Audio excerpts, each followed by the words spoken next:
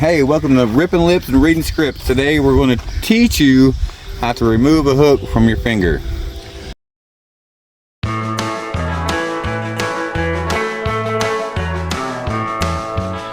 a new rod and I got some new line. Got a boat, it's just about time to head on out to my favorite spot. It's just about fishing time. Bee bye, bicky bye, bicky bye, bo, bicky bye, bicky bye, bicky boo. Bee bye, bicky bye, bicky bye, bo, bicky bye, bicky bye, bicky boo. Got to the creek and gathered up my gear, found a spot and I cast out a line. Hoping to catch a big mess of fish, it's just about supper time. Hey, welcome to Ripping Lips and Reading Scripts. Today we're going to teach you how to remove a hook from your finger. I've never done it personally. This is the first time ever I've been hooked in 45 years. I got this little rattle trap. It's past the barb. And we're going to try this method that I've seen on YouTube. I can't remember the guy's name. There's several of them out there that will show you how to do this. But we're going to try it on our own. So we'll get back to you. Alright, so what I'm going to do is I got some like heavy duty braid right here. I'm going to cut me off a piece. So we're going to cut us off a piece of this. And hopefully this doesn't ruin our fishing trip. We can just not tie this booger back on and tie something else on. Bad thing about trebles, we catch that piece of string. Okay. Alright, so now we got our piece of string. We're going to I'm going to moisten it. I'm going to take it around the hook like so. I'll give it another little wrap. Some people probably tie it on there or whatnot, I don't know. Or I'll pull that tie onto the hook. So now we have the hook, and what I'm going to do, I guess I could probably pull it out myself. Push down on the back of your hook. Push down, and you go 1, 2, 3. It is out. A little bit of blood, not too bad. Hook removal, one-on-one. Wasn't very painful. It was this little guy right here, past the barb. It'd been more painful to push that through all the way and snip it with a pair of needle nose pliers or whatever. But there we go, hook removal done. See ya.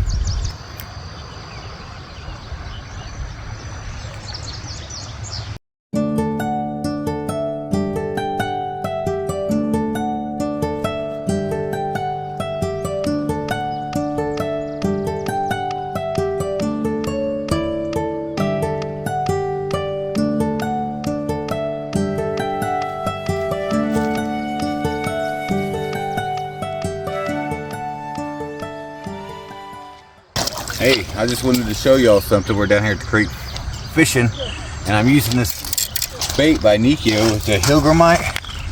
The bait works super great down here, and this is the larva stage, and they stay in this larva stage for a long time, and it takes them a long time, and then they turn into this creature, which is he actually was floating by me on the creek, and they spend all that time in that to spend like not very long into this stage. We'll have to look it up, and I can tell you research on it, and it's pretty cool.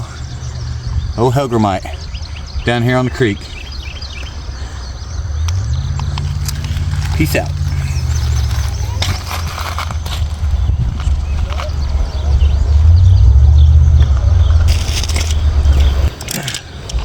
That's pretty cool. See, that's cool. I've never in my 46 years ever seen one in that stage. I've caught them like this, looking for bait in the creek, crawdads and stuff, flip over a rock, boom, you'd have one of these. And they got a nice, nasty little pinch to them. They'll pinch you just like a crawdad will. Pretty hard too. But I always liked using them for bait when I was younger, because they'd stay on the hook and you could catch 2 or 3 fish compared to like 1 on a crawdad. Really tough, really resilient little creature.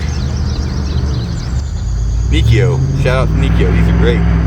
One of the best soft plastics I've ever found that does not tear up, lasts forever. The only way you're losing it is if you throw out there 10 feet and get stuck 12 feet down in a rock or something. Don't want to swim after it. These things will not tear up.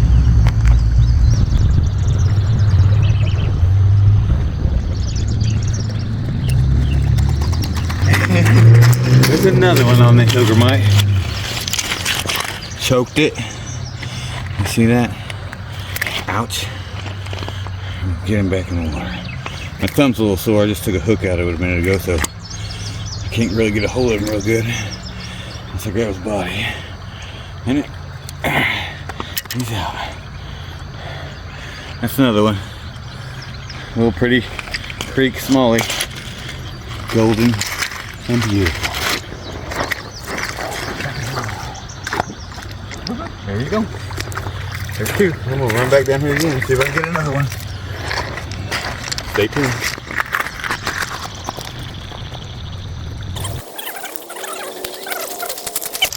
They're definitely in the evening staging before and after ripples.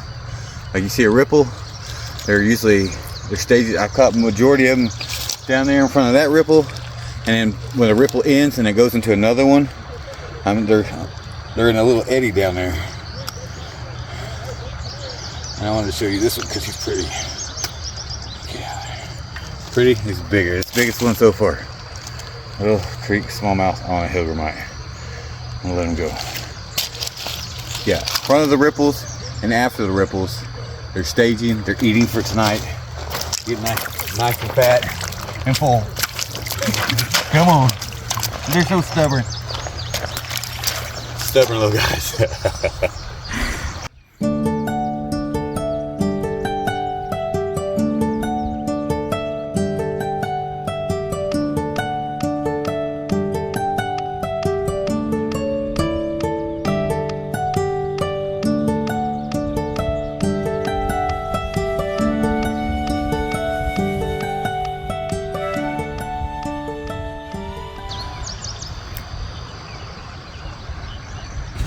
So, we're going to kind of just base this fishing trip off the bait that we were using, the hellgrammite, and how sometimes in life it takes us a little while to evolve. You know, how that hellgrammite goes from that larva stage and stays in it for years before it actually turns into the Dobson fly, which, you know, to do its purpose, you know, to mate and make more little creatures, you know. So in our spiritual walk, sometimes it'll take us a while to get from the larva stage to our real life stage, you know, what God has called us to do. And sometimes we just have to be patient.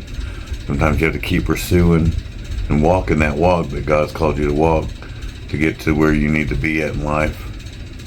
I mean, sometimes it could be at the gates of heaven when you finally just get to where you need to be, and some people mature faster, like the other creatures. You know, you have a quicker stage that they run through their cycle. But just keep walking with Jesus and keep pursuing, you know, God through the Holy Spirit, and we'll get to where we need to be. Love you guys.